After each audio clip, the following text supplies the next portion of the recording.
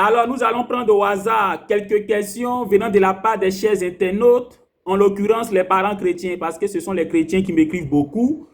Alors, j'ai choisi au hasard une question. Voilà. Il se prénomme Marc. Shalom Marc. Alors, Marc nous pose la question suivante.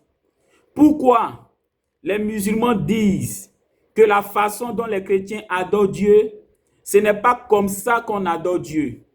Et donc ici, le frère chrétien qui se prénomme Marc nous pose la question suivante. Pourquoi nous les musulmans nous disons que la façon dont les chrétiens adorent leur Dieu, ce n'est pas comme ça qu'on doit adorer Dieu? Et donc, alhamdoulilah, nous allons répondre à ta question.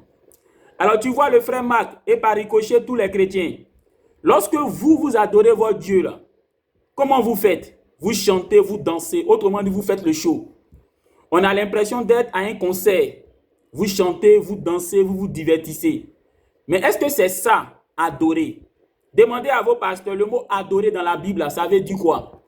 Le mot adorer dans la Bible vient du mot proskuneo, qui veut dire se prosterner. Donc, quand on parle même de la définition du mot adorer, qui vient du mot proskuneo, qui veut dire se prosterner, on se rend compte que vous, les chrétiens, vous n'adorez pas. Parce que le mot adorer, qui vient de proskuneo, qui veut dire se prosterner, sous-entend que quand tu adores, tu dois te prosterner. Mais vous, vous faites le show, vous dansez, hein, vous chantez. Regardez, lorsque nous prenons la Bible, on va dire en Néhémie chapitre 8, le verset 6. Regardez comment le peuple d'Israël adorait Dieu. Néhémie chapitre 8, le verset 6. Il est dit, Esdras bénit l'Éternel, le grand Dieu. Et tout le peuple répondit en levant les mains. Amen, amen. Maintenant, écoutez la partie. Hein. Et il s'inclinait et se prosternait devant l'Éternel, le visage contre terre. Néhémie chapitre 8, le verset 6. Voici comment le peuple d'Israël adorait Dieu. Il se prosternait le visage contre terre. Mais vous, dans vos églises, quand vous partez, c'est pour aller faire le show. Vous dansez, vous chantez. Néhémie chapitre 8, le verset 6. Ils adoraient Dieu par la prosternation. Et c'est ça le mot adorer. Ça vient du mot proskuneo qui veut dire se prosterner. Même Jésus, que vous prenez pour Dieu, Jésus l'envoyé de Dieu. Quand on prend le texte de Matthieu chapitre 26, le verset 39, on dit Jésus s'est jeté par terre le visage contre terre pour prier Dieu, pour adorer Dieu.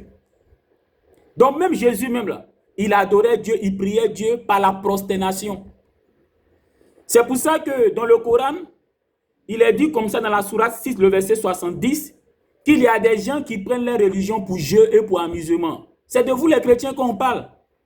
Parce que vous, votre adoration, ce n'est pas la prosternation, mais vous partez chanter, vous partez danser.